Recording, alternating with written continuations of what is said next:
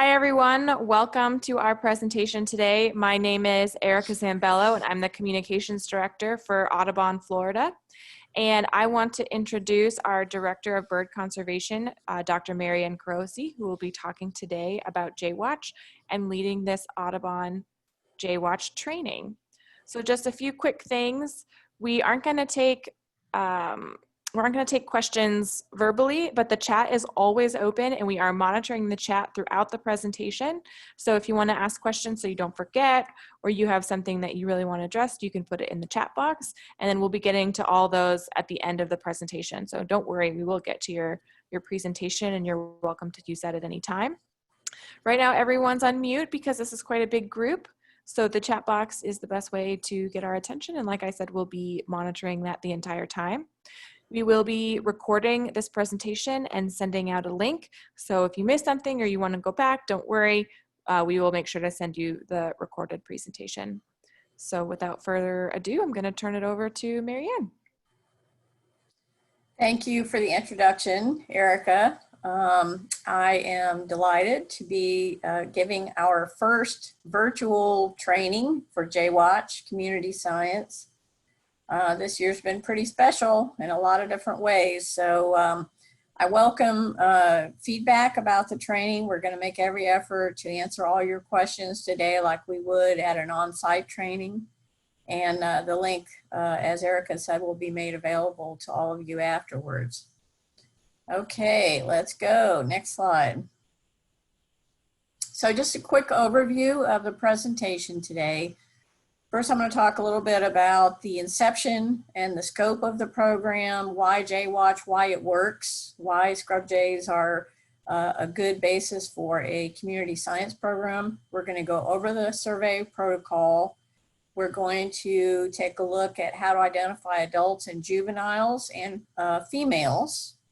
And at the end, I've got a lot of fun quiz slides, photos of adults and juveniles and banded birds, and I'll give you all a chance to practice your new skills. And you will be receiving our training manual by email following this webinar, so you can use that as a refresher, and you'll also get the link to this talk so you can review that again as a refresher. Next slide. So Jackie Sulek, who's also on the webinar today, is our chapter's conservation manager, and she's also our Jaywatch coordinator. You've probably heard from Jackie many times, probably. She is our the ACE communicator for the program, and is a huge partner with me in managing this program. So in a normal year, a non-COVID-19 year, we would be conducting 9 on-site trainings in May and early June, 1 in each of 9 counties. We would also hold an advanced training in early June. We are going to do an advanced training by webinar next week, next Wednesday. You've probably received the link to that, to sign up for that from Jackie. In a normal year, we would do surveys between June 15th and roughly July 20th. I do the data analysis between July and December. We host an annual volunteer celebration annually each year in November. It moves around the state. We've had it at Lyonia Preserve in Volusia County. We've had it at Archbold Biological Station in Highlands County. This year it is scheduled for November 21st at Jonathan Dickinson State Park.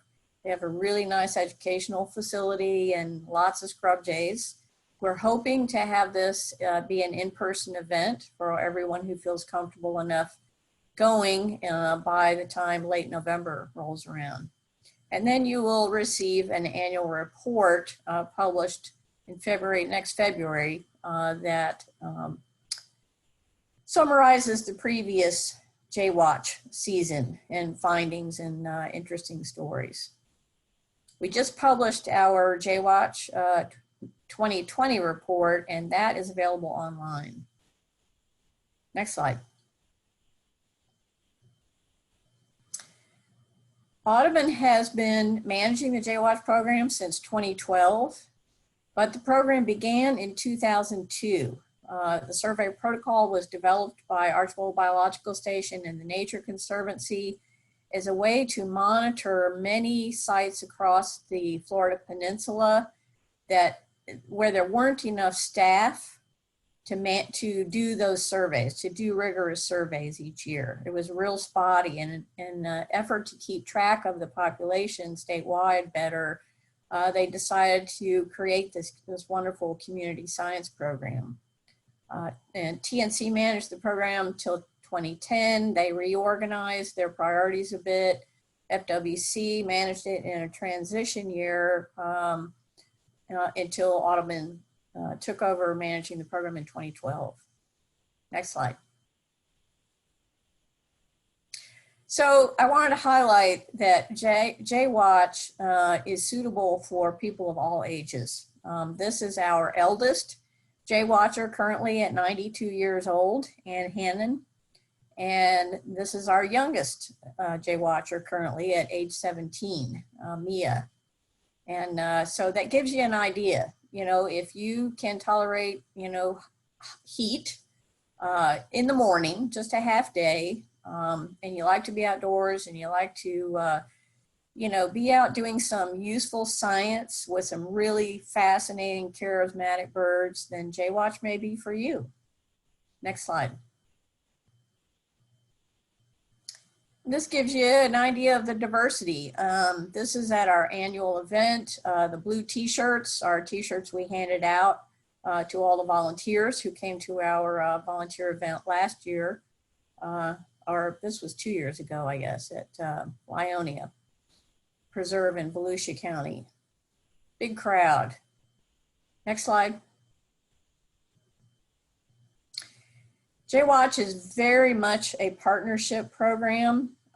We are interdependent with three of the water management districts, U.S. Fish and Wildlife Service, the Florida Fish and Wildlife Conservation Commission, Archbold, Florida Forest Service. We also have a number of counties that contribute. And they are hosting trainings on site. They are providing access to remote gated properties that are not normally available to the public or accessible to the public. And J-Watch could not function without our partners. It's really wonderful. And they need us too. They need us and the volunteers. They need us to train volunteers, and they need the results that we provide for their land management. Next slide.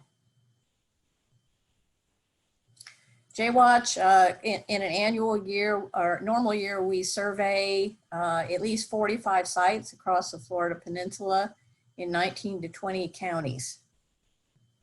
Next slide.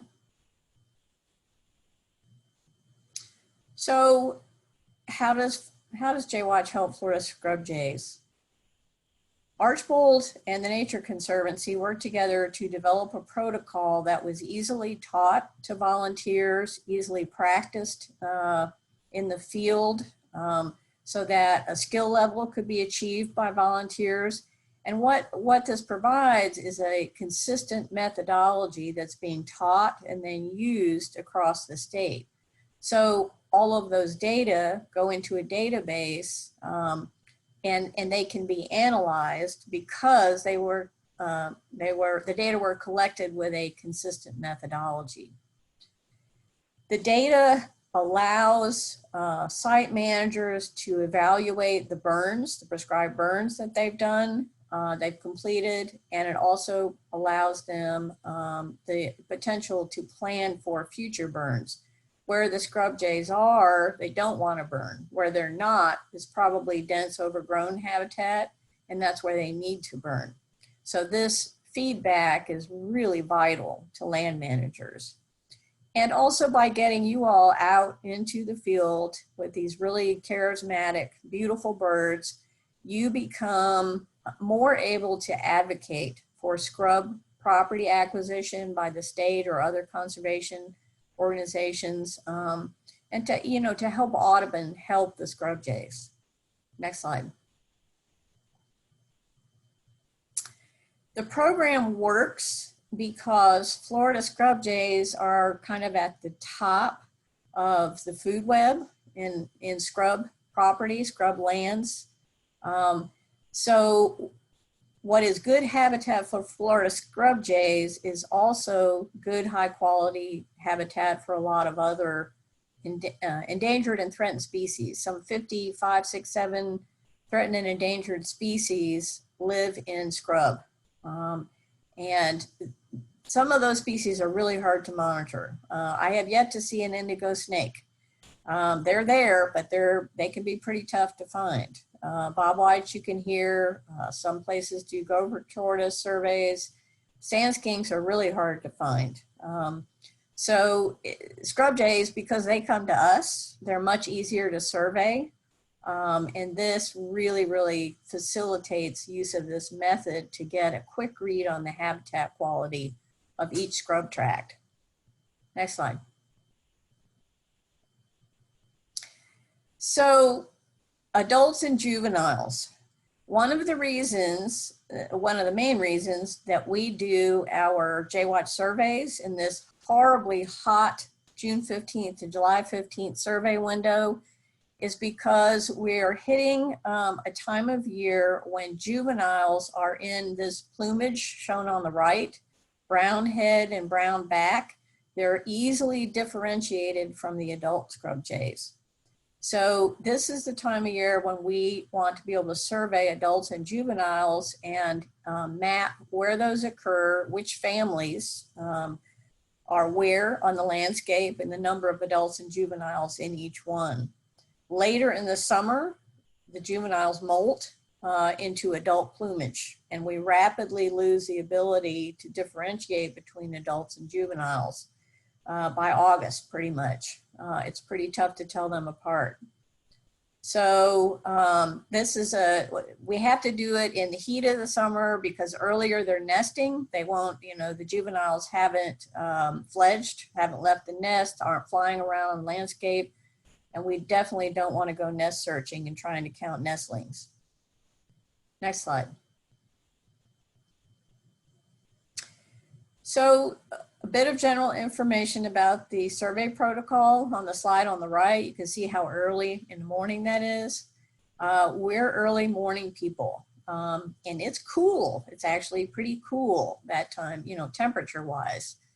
So we get started really early in the morning at each site.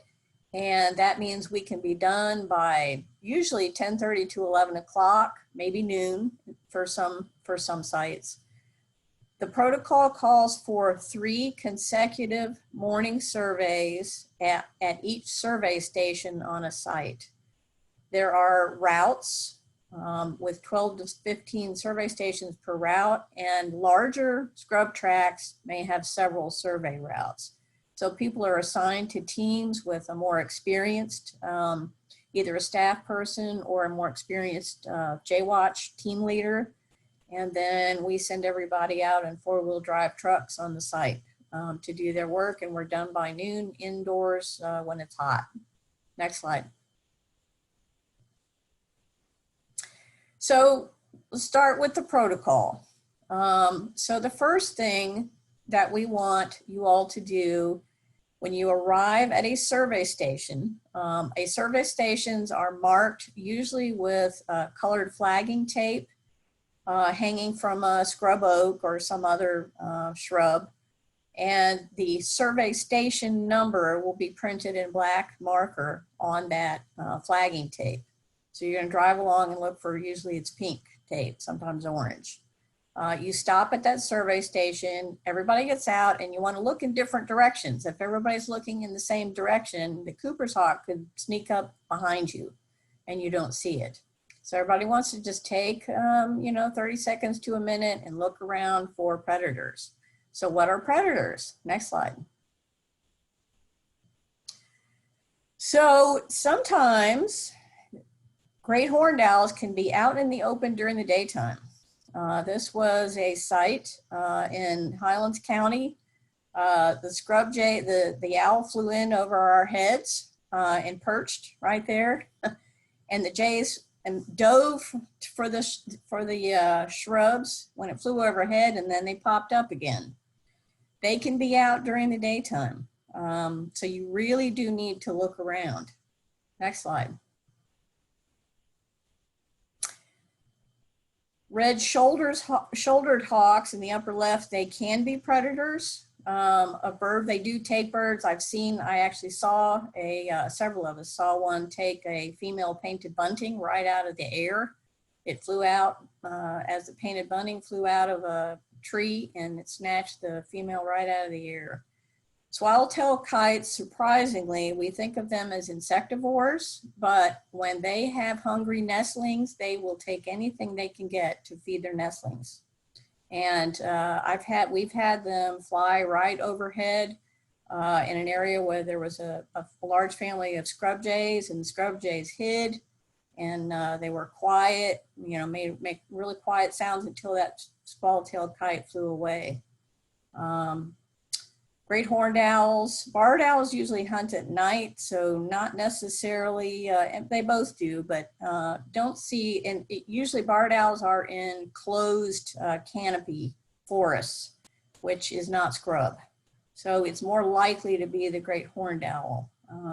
Cooper's hawks are notorious bird predators. They are your main concern when you're out there. You're really looking for Cooper's hawks.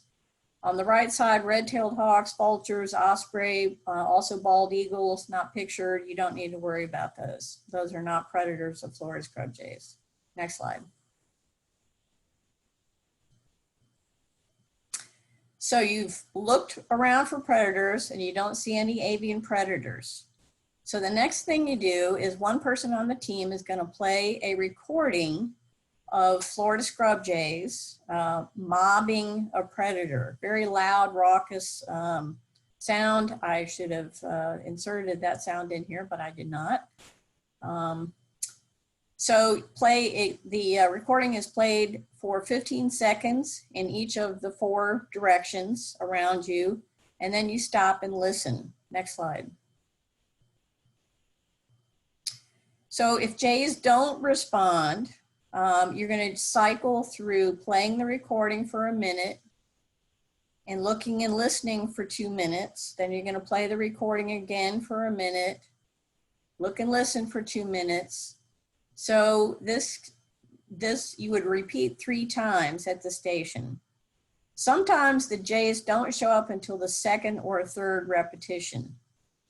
So you definitely want to repeat this all 3 times. Don't just give up because they don't show up after you play for 1 minute.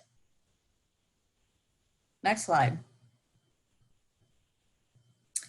If the jays respond after the 1st or 2nd playback, you want to count the total number of birds initially, then count, the total number of adults and juveniles. We generally have 2 to 3 or even 4 people on a team. In a large family group, you want to assign different people in the group to keep track of, 2 birds over here, these birds over there, because you can't enter onto your data sheet more jays than you can see at one time. That's really, really important.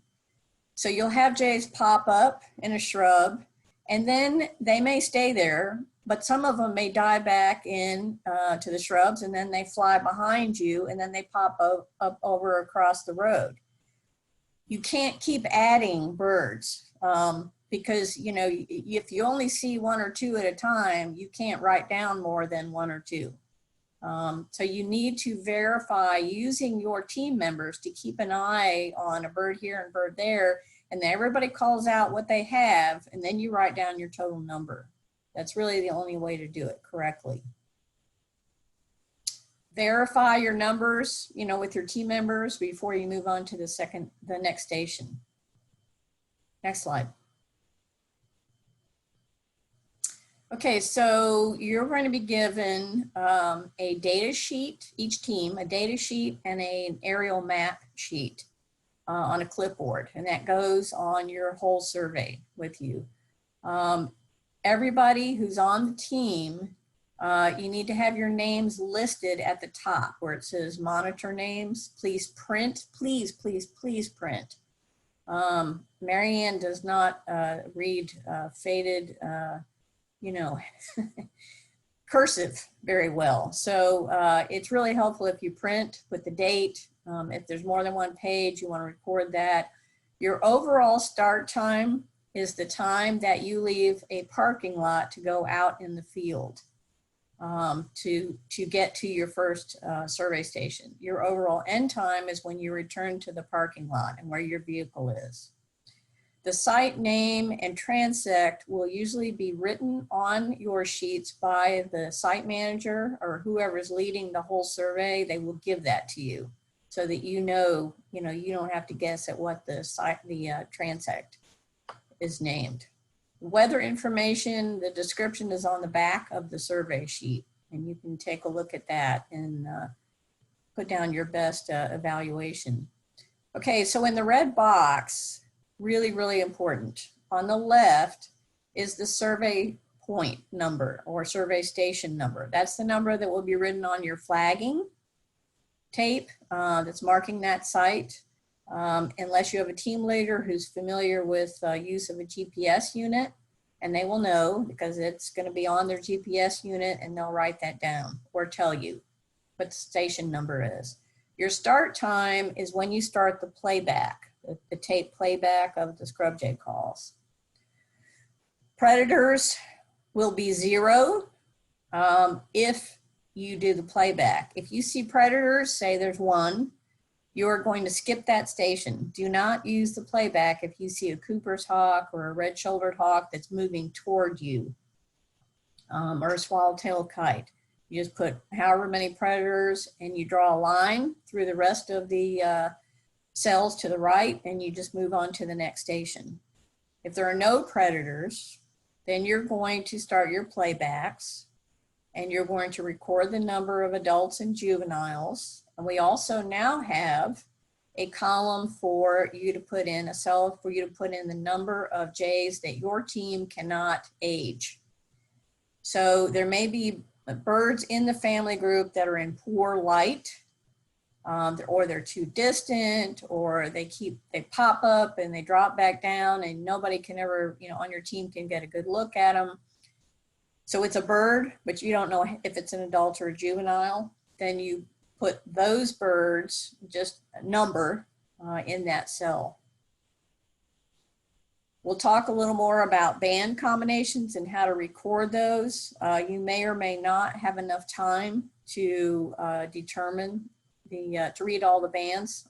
Sometimes the birds are really uncooperative and you won't get a look. Sometimes you just may need to record some indication that yes, there was at least one banded bird there and move on. Please do not spend 20 minutes trying to figure out the band combinations of any bird, because your morning heat is growing, the temperature is going up and up and up, and it may prevent you from finishing your route if you spend too much time at a station. We'll talk a little bit more about the map reference ID. That's going to be a letter, A, B, C, D, E, F, G. Comments, we'll talk a little bit more about that. Okay. And yes, you can use all the comment lines you need to. You'll have 2 or 3 data sheets. Feel free to give me more information than less. Next slide. For comments, you want to write down things like an adult feeding a juvenile or nestling, like on the right.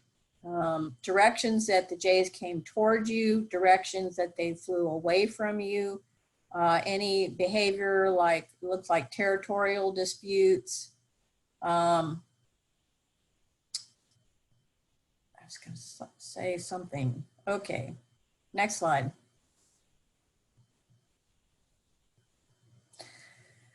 So the map reference ID cell that's on your data sheet, that column, is for this A and B, okay? This is the first family group that you find each day. Doesn't matter which direction. So what we do is each of the 3 days, we start with a different survey station.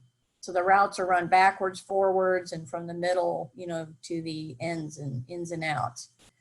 So the first family group that you encounter at any survey station gets an A. And you write the A on the aerial map with a circle where you first saw it. Whoever's recording your data on your team not only needs to be able to write clearly, good penmanship, but they also need to know north, south, east, and west on the data sheet as well as on the ground. What I do is orient my map, so that north on the data sheet, up on the map is actually north. And then it makes it a lot easier to record locations and directions.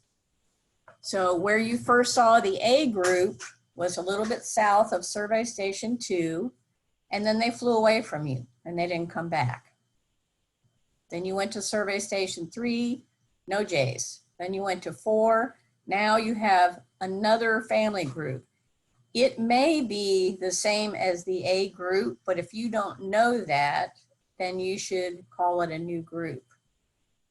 So the B group was seen to the west side of the road. It flew towards Station 4, then they flew away back to the west, then they came back to the road, but farther south between 4 and 5. Next slide. So this is what a finished map might look like on your site. These are all the survey stations. You would not be doing probably all 22 stations. That probably would have 2 survey teams is what I would guess normally. If you, say survey stations D and E, the family groups D and E, you might want to leave 1 or 2 of your team at Station 9 when another member of your team or 2 move on to Station 10 to see whether the birds at 9 stay at 9. So you know that you actually have 2 groups there, because the way this is drawn, the birds seen at stations 9 and 10 could actually be the same family group. So you want to make every effort to determine whether the jays you encounter at each survey station are the same birds that you saw at the previous station, or they are new birds.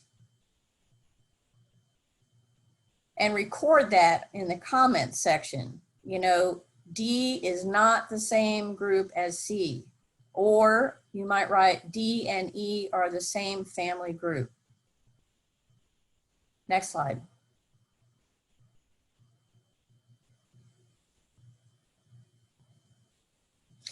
So one way I would interpret this data is that there are 5 groups on the landscape, and I've drawn the circles there. These are 5 different territories. That is one way to interpret the data. Next slide. And then there's another way to interpret the data, which is that there are 3 family groups. This actually makes a big difference because it means if there are juveniles in each one of these families, A, B, C, D, and E, we could be recording several more juveniles on that property than were actually there. In other words, we're double counting juveniles because it was the same family group rather than separate groups.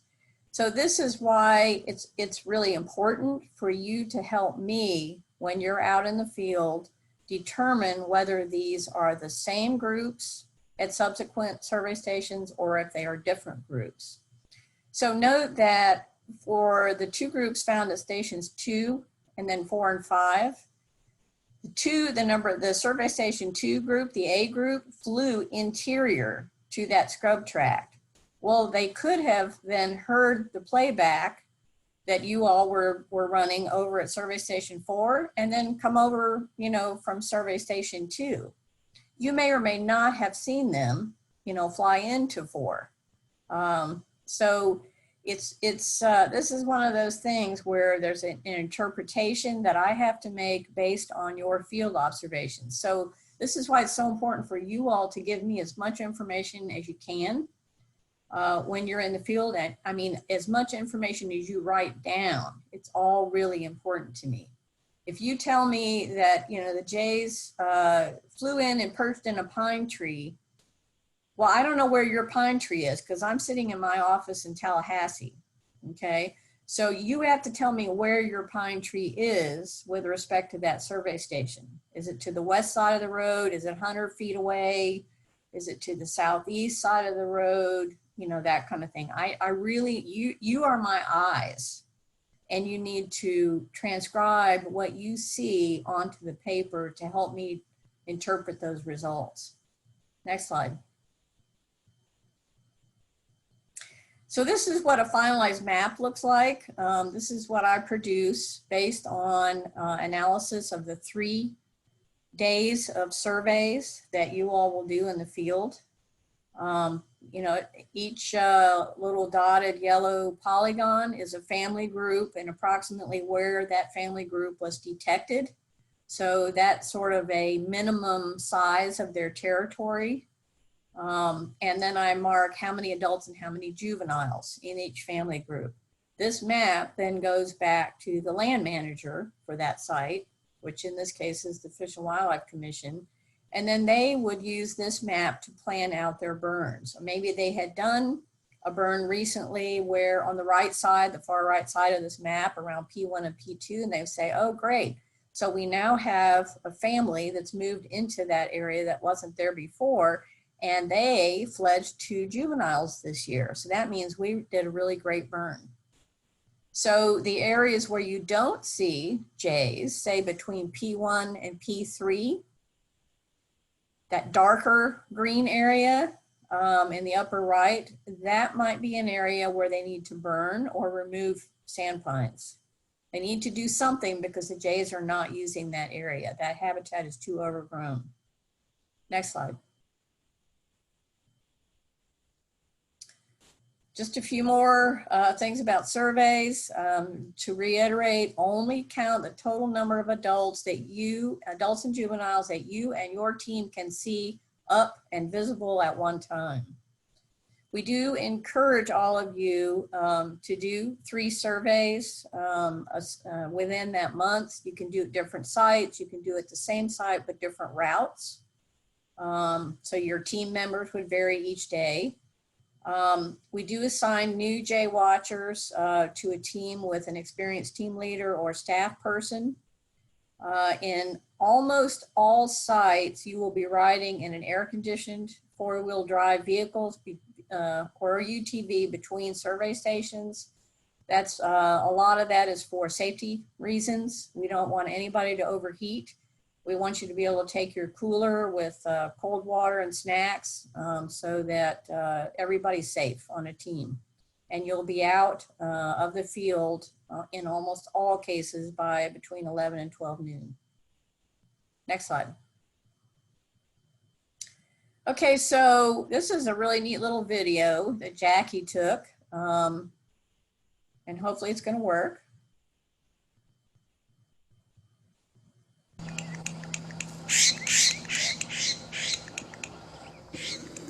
Listen to the clicking sound.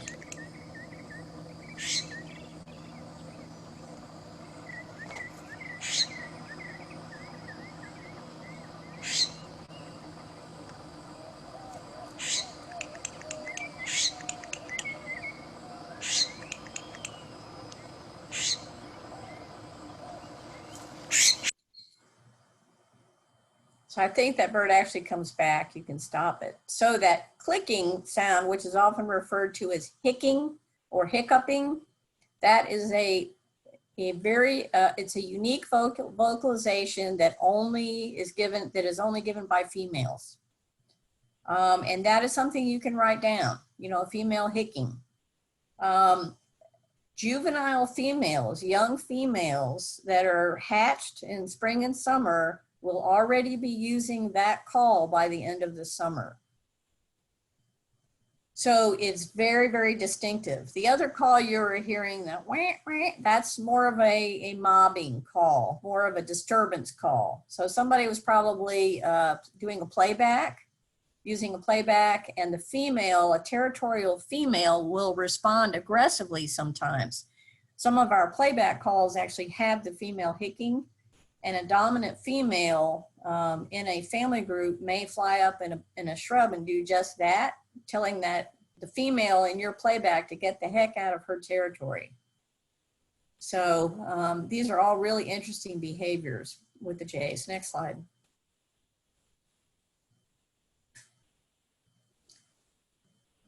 Well, that's weird. The one at the bottom is not supposed to be there. Huh, okay. And A is not there. That is weird. It is weird. What happened? Hold on. Hey, everyone, we're just giving you a little hint this time. Okay. So you want to start here, Marianne, and we'll just try to... Yeah, I'll This is just an easy one. This is just some hints to get started. Okay. So A, B, and C are three different birds. So what I want to focus on here just for a couple minutes is silhouettes. Often in the field, you are not going to get really good looks at birds up close. So you're going to have to figure it out. They may be perched 200 feet away from you and in poor light. They can be backlit.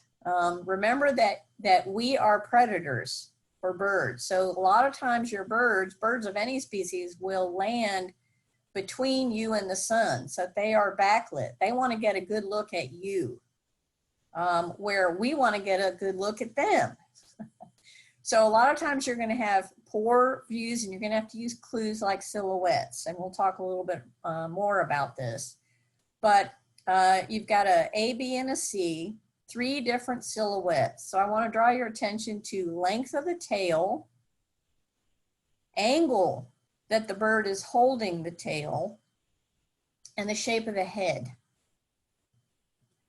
The shape of the body can be telling too, but it's more about proportion. So take a look at all three, then go ahead and click one ahead, Erica. Let's see what happens. There we go. So notice in the A column, in the top photo, this bird has a fairly long tail and it's being held more or less downward. Downward at an angle, but downward. A little different angle in the next photo below in A. But notice in B, both the top and the middle photo, the bird's holding its tail at a pretty shallow angle. Am I muted? Nope, you're fine. Okay. And then in C, you've got a bird with a tail held straight down, kind of a big flat head, but the tail's pretty short. So these are all clues, you know. So A, that is a scrub jay. Long tail, held downward usually. Mockingbirds almost invariably hold their tails out at a pretty shallow angle. They'll perch in the open though. And then shrikes, which you'll also see sometimes, big bulky heads, chunky little birds with shorter tails. If you can't see them and you're not sure, you want to move around, you know, walk down the road, walk into the scrub and see if you can get a better look, because you really don't want to miscount a shrike as a scrub jay. Next slide.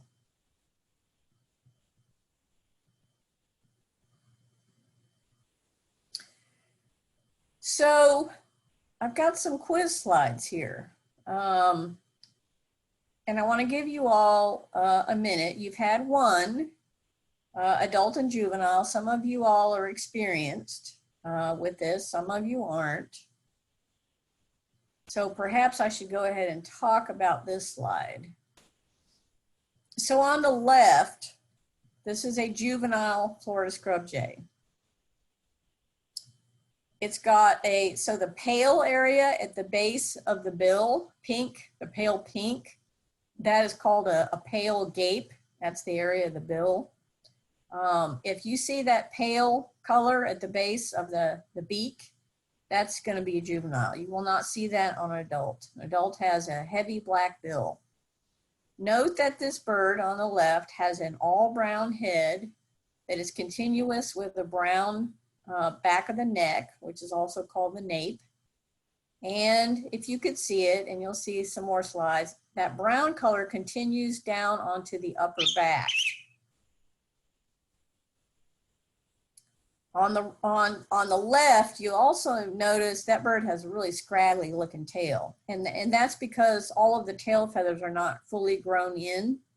So if you were unable to see the light, you could still might get a look at that tail and go, that's a pretty scruffy looking tail. It might be a juvenile.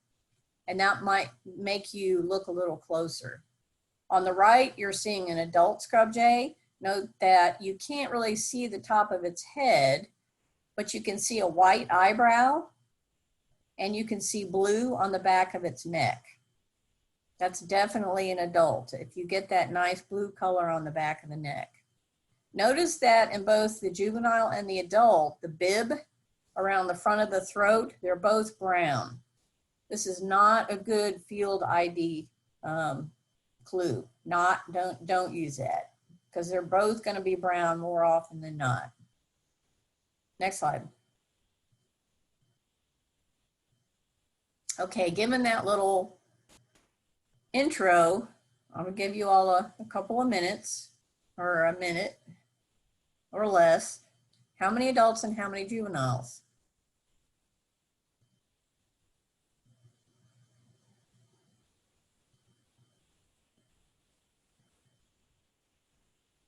Very good, Mia.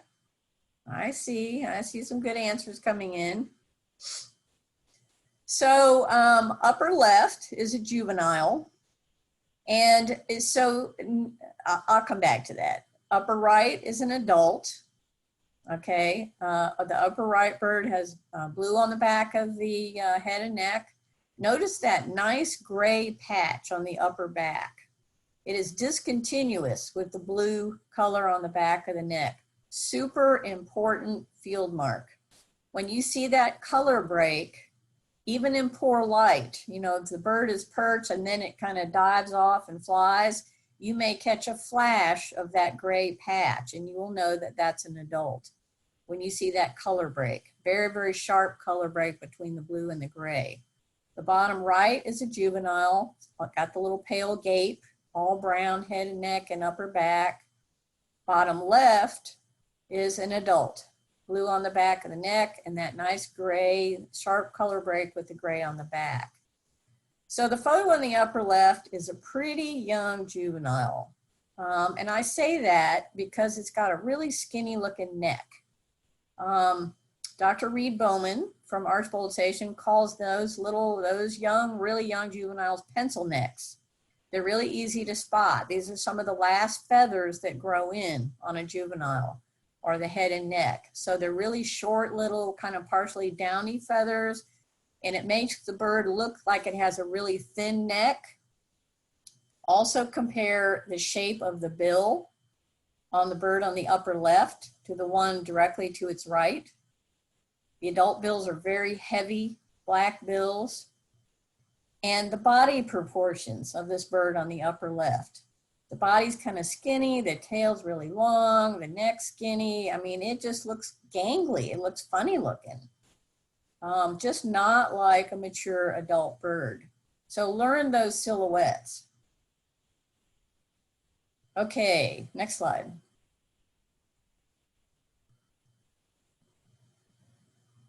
So do we have 2 adults, 2 juveniles, or 1 of each?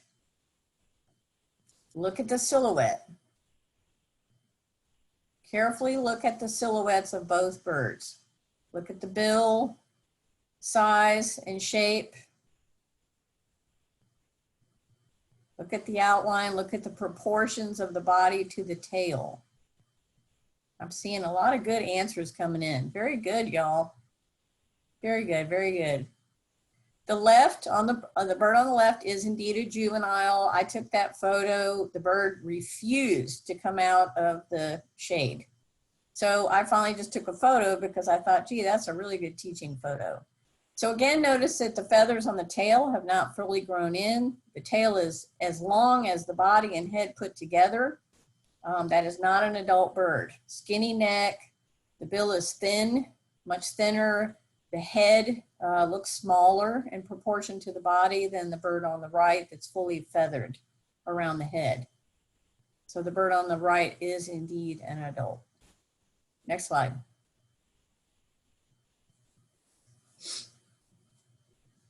Adult or juvenile? Yes, Kathy Benson, we know you're here.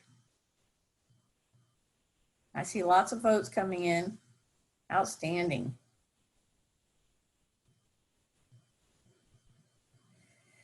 This bird is indeed a juvenile. Brown on the head, brown down the back of the neck, no color break at the base of the neck.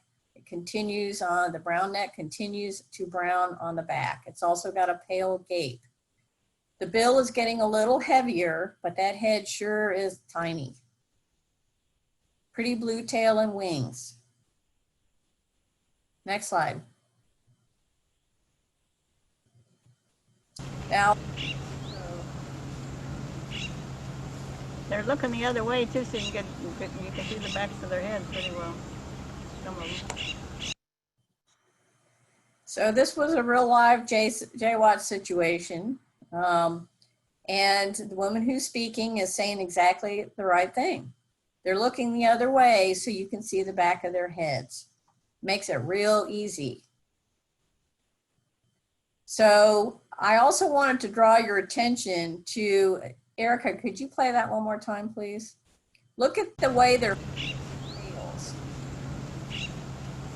They're looking the other way too, so you can see the backs of their heads pretty well. Some of them. You're seeing the three adults at the upper left. Go ahead and switch to the next slide. The adults, click one more. There we go. Three juveniles, whoop, go back one, there you go. Brown, again, brown on the back, on top of the head, back of the neck, and to the extent you can see on the upper back. So what you were seeing with the tail flicking is agitation. When you're playing that playback, those birds are annoyed. They don't know what you are. They don't know if you're an invader, come in to invade, another scrub jay come in to invade their area, you're disturbing them. So that vocalization and the tail flicking is a sign of agitation. The juveniles are more curious than agitated, so you don't really see them doing that, just the adults. And the adults, of course, are in a position of where they're trying to figure out if they need to be protecting the juveniles from some sort of danger. So they are agitated. Next slide. Adult or juvenile?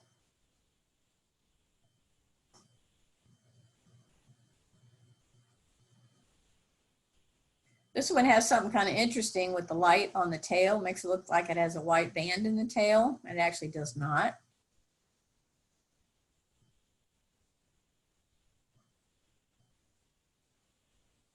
This is an adult. Notice the blue on the side of the neck. You can clearly see blue on the top of the head and blue on the neck. Again, you need to disregard that bib, that brown bib around the chest, and also the brown feathers around the eye. This photo was taken in November. So that bird may have been finishing molting, and it's got some brown feathers around the eye, but you need to ignore the feathers around the eye.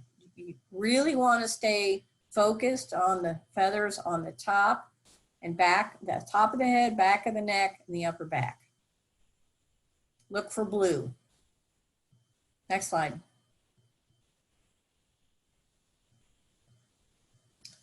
How many adults? How many juveniles? This photo was taken in July, second week of July in Highlands County.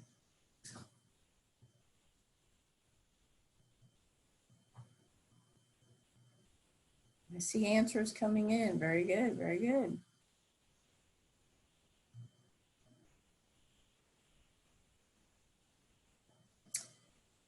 So this one's a little tricky too. I'm giving you a few, sliders.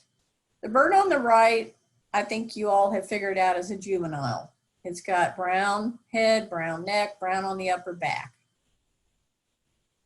And it's kind of skinny looking. The bill's thin, the head's kind of, you know, not fully feathered. Now the bird on the left is a little tricky because the top of that bird's head appears to be brown.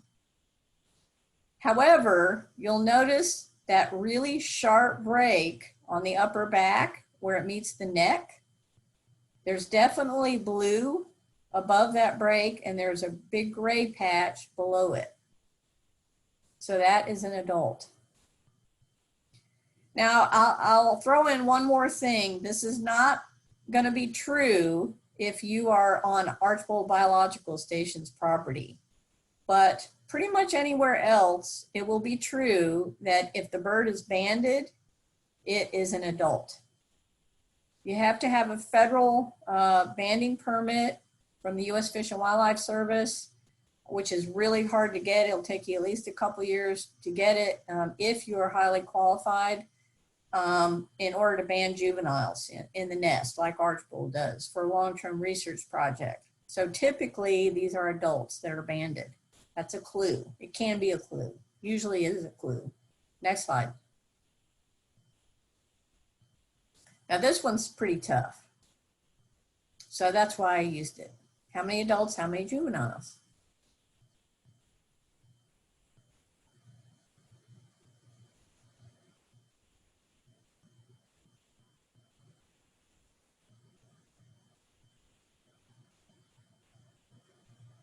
So in real life, these birds would be moving around, so you'd get more than a static look. I see a lot of good answers, a lot of right answers coming in.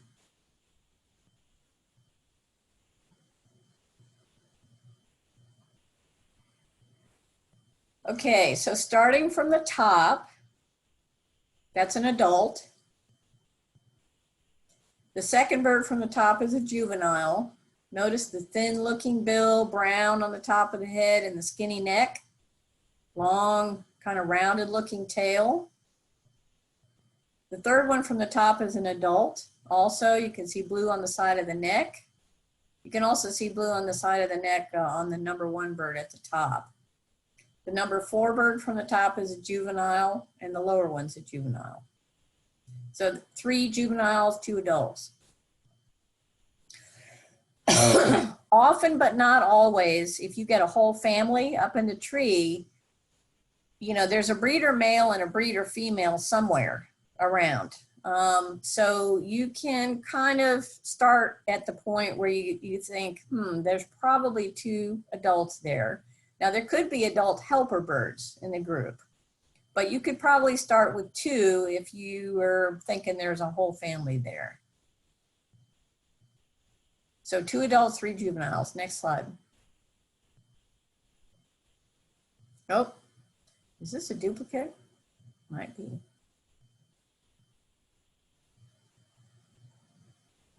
Yeah. This is a close-up of the bird on the bottom. So this is the youngest bird in that family. This was the last hatched, and you know that because of that pink gape. The base of the bill is pink. That bird is really, you know, young. That is really scraggly looking little bird. But he's hanging out with the fam.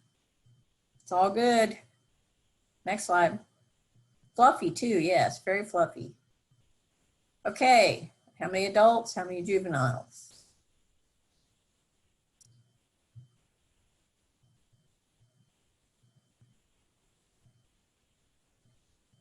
Y'all are catching on. I like it.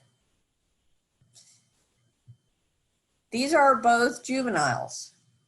Brown head, brown on the back of the neck, and they both have some of that pink at the base of the bill, the beak. Definitely young birds. Next slide. How many adults, how many juveniles?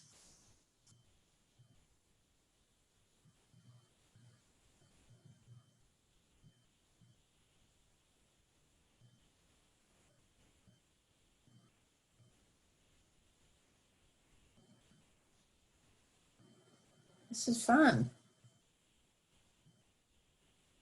Most everybody's gotten it right. So what the color on the top of the head is brown. Color on the back of the neck of all these birds is visible, and that's brown. And the two on the left, you can see that they're brown on the upper back. There's no sharp color break. You don't see that gray, dark with an abrupt break to a lighter patch on the back. The one on the right has a pale gape and pretty thin looking feathers. It really looks young. All three juveniles. Next slide. So, Jaywatch is a lot of fun. These guys they're having fun. They were kidding around, all pointing some, you can tell because they're smiling. So while this is a serious community science project and the data, we really need for the data to be accurate, you all have gotten some sense of it can be confusing to tell adults from juveniles. Yeah, those are all adults. Not that they're acting like it, but the data is really important, but Jaywatch is a lot of fun. These birds are fascinating. They're great to watch. It's challenging. You're going to get hot and sweaty out there, but everybody enjoys this, and I think you're going to learn a lot about the habitat in which these birds live, as well as how they behave in their family groups. Next slide.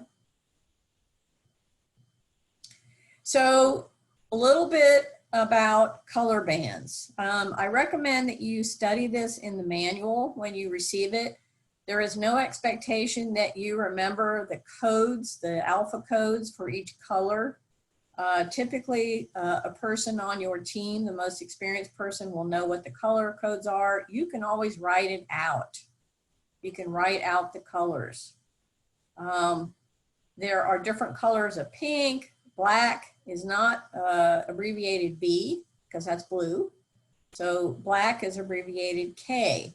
The silver metal band, which goes on every federally banded bird, it does get an S, unless you're at Archbold, but we won't talk about that. So S is the silver band. It'll have a glint to it because it is metal. You can write out the combinations if you want to. Whatever works for you. Again, don't spend too much time on this because it's more important that you note that there's a banded bird there and somebody can come back and take a look. So the way these birds are recorded, the bands are recorded, is the bird's right leg from top to bottom, dash the bird's left leg from top to bottom. So let's go, it may not be the next slide, but let's go to the next slide. So the bands on the left side, like on the previous slide, are brand new color bands. And boy, do they fade. And some colors fade worse than other. And unfortunately, a lot of the color bands fade to kind of browns or greens or flesh colors. You really may not be able to determine correctly the color of the bands in the field because they're old bands. And that's, again, why I say don't spend too much time on this. If you can't get it, or you can get a partial combination, you can record the colors you can determine and then put a question mark for the colors you cannot determine. Next slide. Okay, bird's right leg, dash, bird's left leg. So the right leg has only a red band. The bird's left leg, and be careful when you look at the bird. Make sure you know whether you're looking at the bird's right leg. Now, if the bird's facing you, you may get confused for a minute because the leg on your left is actually the bird's right leg, not its left leg. Right leg is a red band, left leg is a silver over what's a lime band. It's a paler green. Now, if you record that as green, that's fine. Chances are the land manager will recognize it or will track it down. So on the bottom right on this slide, the correct way to record that combination is R-SL, red-silver over lime, silver above lime. So right leg, left leg, top to bottom. You will most often see 4 bands. Typically, you see fewer when the bird has lost a band and it wasn't closed properly, or it got snagged, or they do crack. These are plastic bands and they will crack and fall off at some point. They don't last forever. Scrub jays can live to be 16 years old. And if they're banded in the nest, they may lose bands over the course of their life. Next slide. Okay, so let's try it. How would you record this bird's color bands?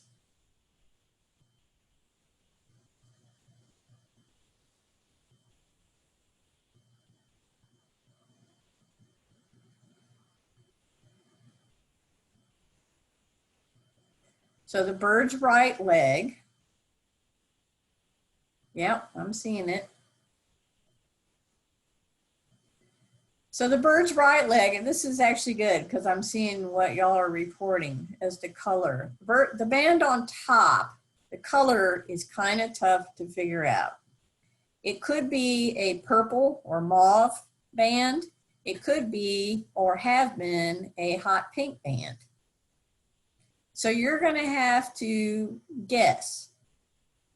So your team's going to have to decide if more than one person can see it. The band below that, of course, is green. The left leg, you're seeing the silver band above a white band. So your team recorder, who's ever recording data, might record this as PG, purple green dash SW. And they might write next to that, or HG-SW for hot, that's pink. So it could be either, and you're acknowledging in the notes, that's what I mean about give me more information, rather than less. So that's important, because it could be either one. You see how that the bird's leg is in the shadow of its body. That makes it harder. If the bird was perched in a scrub oak, the bands may be partially hidden by green leaves, and you may or may not get a good read on the color there either. Next slide. Oh, that was Paul Strauss's slide. Paul, if you're watching, I neglect to put your credit in there. How about this one? Well, we already determined that bird was an adult. It's tricky because the feathers around the face are brown. This bird's starting to molt. Did you see the color break between the blue and the gray at the base of the neck? So this is another tricky shot. And I happen to know that there is a black band on this bird. Black's awfully tough, okay? And you may miss it. You really may miss it in the field. It's awfully tough. Yep. I see at least one person has it. So the bird's right leg is white over black, so it's WK. The bird's left leg is orange over silver, so OS, O over S. Yeah, it's tough. The black is really tough. You may miss it, it's tough. Yeah, so right leg, left leg. You've always got to be looking at that bird and figuring out, is this the bird's right leg or the bird's left leg? Okay, next slide. There's another one. This one's pretty easy. Bird's right leg dash bird's left leg.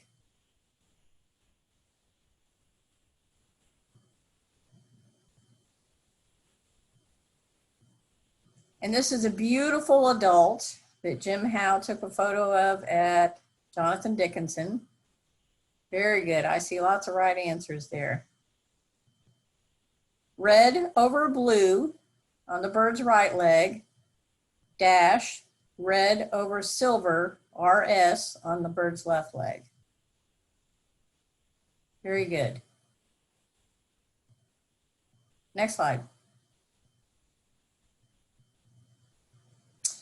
Okay, this is kind of an interesting looking bird. This was taken at Lake Kissimmee State Park in July. This bird is molting. This is an adult and it's molting. And a bird that looks like this will often be confused and written down incorrectly as a juvenile. So I want to draw your attention to, again, the feathers along the face, around the face, the eye, the auricular feathers they're called. And even the feathers on the back, the top of the head look pretty brown. You could think this was a juvenile, but go to the base of the neck and look at that abrupt break between the darker feathers, whatever color you call them, and that bright gray solid patch. That's definitely an adult. That's really what you want to look for, is that dark to light color break at the base of the neck. So again, the bird's right leg, green over white. Notice that the green band and the white band are about the same size. And then when you look at the left one, if you're confused about which one is the silver, notice that the silver band looks a little smaller diameter. So this one is right leg is green over white, GW dash, left leg is hot pink. I would call it hot pink. So HS for silver. Next slide. So last but not least, I wanted to share with you all how important another way in which the data that you all collect as jay watchers can be critically important for bird conservation. So some of you may be familiar with the Sable Trail natural gas transmission line that was built. I think they finished building it a couple years ago. I've got an arrow here pointing to a little jag in the red line. That's the Sable Trail transmission line. On the other figure to the right, the map, if you look at the green line, you'll see how there's a little jag to the east, and then diagonally it drops back to the southwest to where there's the letter C in a box. What's in that little corner there above, directly above the C, is a scrub property owned by Swiftmud that is surveyed by Jaywatch. And go to the next slide. Because Jaywatch has continued to survey scrub jays, we were able to put that data out there and get the transmission line routed around this property. So it was routed along that road that you see along the top margin, all the way to the right, and then you see that diagonal line to the bottom right. So the alignment, the original alignment would have plowed that transmission line right through these scrub jay territories. And we got them to move it. Yes, yay. It is super, super great. So this data is so important to land managers, not only for planning out and measuring the success of their prescribed burns, but for helping Audubon and other environmental groups get some of these really bad projects, moved or rerouted, basically, with the data that we have. Super, super important. So please come out and join us. Next slide. I think that was it. Yep. So if you would like to, if you have not signed up and you would like to sign up and get more information, there's no requirement. If you sign up, it doesn't mean we're going to force you to do Jaywatch surveys. But if you want to find out about opportunities to volunteer, when trainings are, when our annual event is, save the date, details. If you want to receive our annual report, please sign up by emailing Jackie Sulek at audubon.org, and that is her email address. That's it. That's all, folks, for today. I will mention next Wednesday, we are doing an advanced training. We'll do more on behavior and more on data recording. If you're interested, please join us. This year, we're opening it up to anybody who wants to learn more. Great. All right, let's get to some of your questions. And I have taken off the screen share so we can see Marianne up close and personal. Oh boy. Which I'm sure she appreciates. Oh yeah, blurry. I agree. It is fun. Everyone should do it. I'm just scrolling through some of the answers to get to the questions. Jackie, are there any questions that yes, Renee, my pretty background. That's really nice background of a Florida Script Day. All right, here we go. If someone doesn't have a decent pair of binoculars, do we have some we can loan people that are going out for the surveys? And do you have a preference for camera versus binoculars? We, at this point, do not have loaner binoculars, although that's really not a bad idea. We might be able to do that. The problem is dispersing those binoculars to all the 45 sites. So to purchase 45 binoculars is pretty tough, or to get them to the site.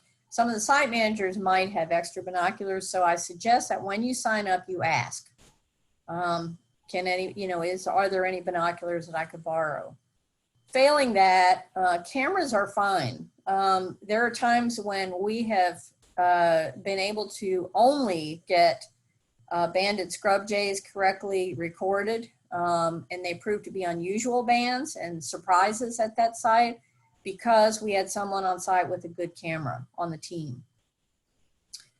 We don't have videographers. Haven't ever had a videographer, but we do, especially if there's 3 or 4 people on a survey team, it's great to have somebody with a good camera. Some of those teaching shots that I use there of family groups, you don't get those with a smartphone camera. You don't. So cameras are good. This is a very basic question, but a really important one. Do you fill out the form in pencil or pen? Pencil. But you need to write kind of hard. So we give, you would record data in pencil. You would be using a marker of some sort, probably a, what do you call those things? The black markers, the smart, whatever. Felt tip. Yeah, felt tip marker, right, for the maps, because pencil gets lost on the maps. Sharpie, that's it. Thank you, Kay. There are no scrub jay. I saw somebody ask if there are scrub properties near Tallahassee. If you go get the YouTube link for the presentation I gave 2 days ago, and it's got a map in there of where the status of scrub jays in each county by county in Florida. There have never been Florida scrub jays in Leon County or anywhere west of basically Alachua County. There are no historical records whatsoever of jays in the Panhandle. Also, why don't we use mist netting? Because they don't really do, they're too smart for it, basically. The types of traps that are used are to translocate jays. I showed these in my presentation on Wednesday, day before yesterday. They're either drop traps where peanuts are put on the ground. The trap is sort of tilted up in the air and balanced on a stick. And then somebody's got a piece of twine around the stick, and they're back in the bushes. And when the jays go under, they yank that stick out. Piece of wood, and it drops. They're also remotely controlled drop traps, but jays are pretty smart, and they a lot of times won't even go in the trap, so they have to be conditioned. It means a lot of time spent out there letting them eat peanuts without trapping them, and then you do that over and over, and then you can finally catch them, because they're by that time they're used to the trap and they're not afraid of it anymore. They just don't do, they can see mist nets and they don't do mist nets. It's tough. Gotcha. So one very good question too is, are there going to be surveys this year, or is this training for next year? Ah, yes. So for those of you who have volunteered for JWatch before at one or more sites, what we're encouraging you to do this year is contact the land manager, the park manager, whatever, whoever you worked with in the past to sign up as a volunteer. Right now through June 30th, Audubon is not organizing volunteers for JWatch. This is a directive from our New York office. It's all about safety for volunteers and having, you know, several people riding in a truck together, you know, that kind of thing. So we may be able to organize volunteers in early July, but I don't know that. So I would encourage you to contact the park managers and site managers where you've worked before. So when you play the recording and the Jays come out, how close are they going to get to the team? Oh, some of them will get like within arm's length. I mean, it depends on their, you know, it depends on how sensitized they are, how habituated they are to people. At remote sites where there are rarely people, they'll often stay a little farther away from you. If they're at a site where they've been fed, they may come up and land on your head or land at your feet. You know, they may get very, very close. You can get really good close-up looks at some of the scrub jays. What is the estimated population of scrub jays in Florida? And do you know the range size for a family group? So the estimated population currently is about 3,500 family groups. It could be 6,500 to 8,000 individual birds. That compares to once upon a time, you know, in the late 1800s, there was an estimated 40,000 birds. So we've lost, you know, 85% of the scrub jays that once inhabited Florida. I did cover that in my presentation of 2 days ago, so you want to go back and look at that. The other question was territory size. The average territory size for a Florida scrub jay pair or family group is about 25 acres.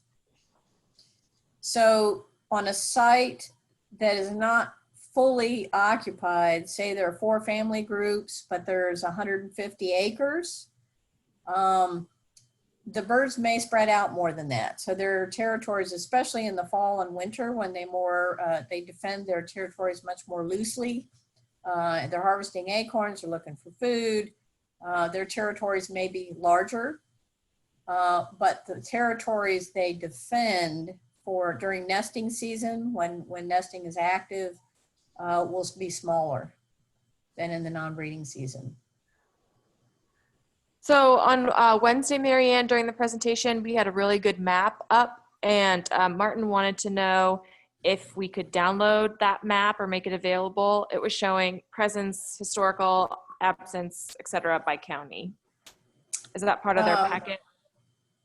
That isn't in their packets. We could figure out how to make that available to people. Sure. That's a good figure. It was updated as of 2019, so it's very, very recent. Yeah, and I believe it's in JWatch, right, Marianne? It was in the presentation 2 days ago. Right, but is it also in JWatch?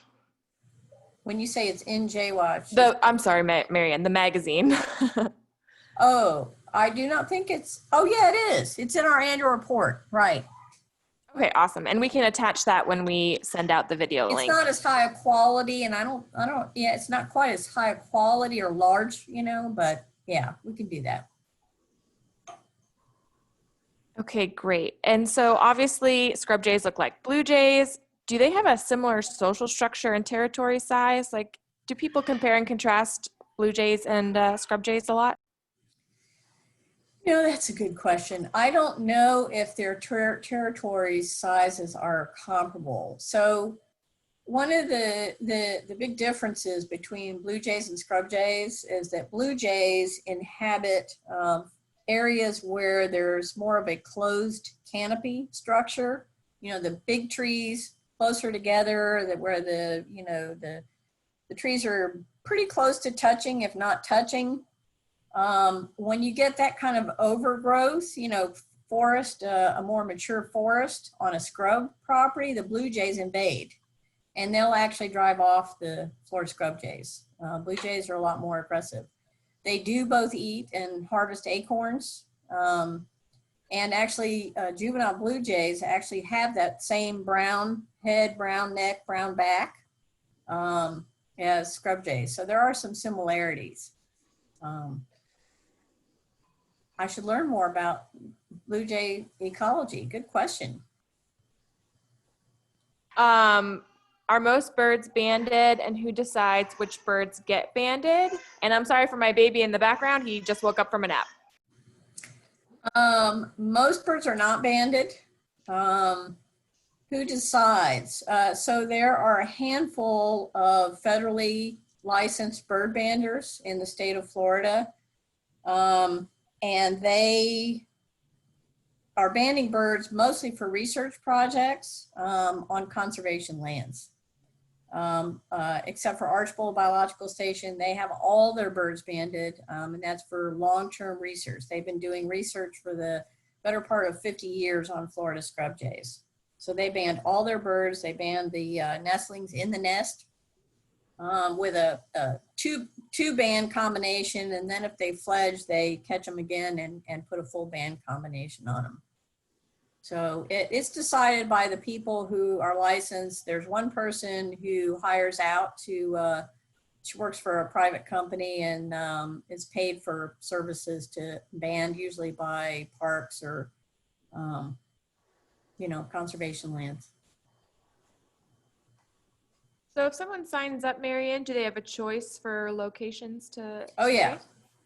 Yeah, so what Jackie does is the master MC of the survey schedule, and she will contact all the land managers, get the dates for the surveys, and then who to contact to sign up, their contact information.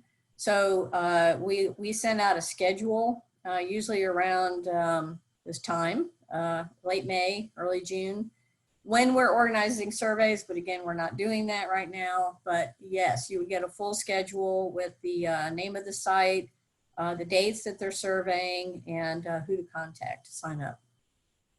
Are there sites near Sarasota County? Yes, there are.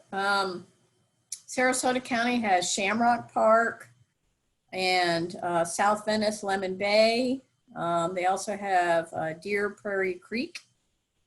And then there are 4 or 5 sites, nice sites in Manatee County that are surveyed by J-Watch as well. One site in Charlotte County. Are scrub jays considered smart? Very. They are, you know, they're corvids, so they're in the same family as crows. Crows and ravens, they're extremely intelligent birds that can actually problem solve to some extent. They have extraordinarily acute spatial memory, which is how they are able to harvest and, you know, cache, you know, thousands of acorns in the fall and remember where most of 80% of them are. And yes, someone just highlighted, sorry, Oscar Scherer State Park in Sarasota County. Absolutely, there's scrub jays there also. I'm not 100% sure where this construction is taking place, but Marianne, maybe you know, with construction on the railway, are numbers supposed to be lower this year? Probably talking about the railway that runs along the Atlantic coastal ridge, along the Atlantic coast of Florida. I'm not sure where the construction is taking place right now. So it's kind of hard for me to answer that. They are not, I don't believe that they're actually taking any conservation lands. I think it's being built along an old railroad right-of-way. There may be some mortality, you know, with jays flying in front of the train. I don't know. Savannah's Preserve State Park. I was wondering about that. Yeah. So I think it is being constructed, though, along the old railroad right-of-way along the east side of Savannah's Preserve State Park. So I don't think they're taking scrub land. And I think time will tell whether there is increased mortality there. Boy, let's hope not. That was something we, you know, submitted comments on. Do only the females hiccup or hicking, or do both sexes do this? Only the females do the hicking sound. Hicking, thank you, not hiccuping. Yeah. Or hiccuping, yes. I mean, that is distinctly and only the females. Okay, great. I think that I've hit all the questions. I'm just gonna wait a second. If I missed your question, just re-chat it and I can get it. Thank you all for coming. All right, I think I hit everybody. If you have any more questions, make sure you just let us know. Also, just to reiterate, we are going to make this presentation available. You are going to be able to contact us. Oh, one more question. Thank you, Sue. How heavy are the 4 bands? Do we worry that too many weigh the bird down? The 4 bands probably weigh about what a dime weighs. Very lightweight. They're plastic. Most of them are plastic. The metal ones are made out of aluminum. Very, very lightweight. And these are non-migratory birds. They're not flying to, you know, Venezuela in the winter. So they're flying around the landscape, so they don't have to haul them long distances, but they're very lightweight bands. All righty. Any other questions that I missed, guys, that you're putting in the chat? Renee or Jackie, any that you saw? And Marianne, just to also reiterate, we are doing an advanced training next week, correct? That covers Yes. behavior in more detail? Yes, next Wednesday morning. And it'll be recorded also. Yes. All right, great. Great. I think we're all set. Thank you, guys. This was great. Always good to talk about birds on a Friday afternoon. See many of you next Wednesday. Thank you, Marianne. Okay, bye all.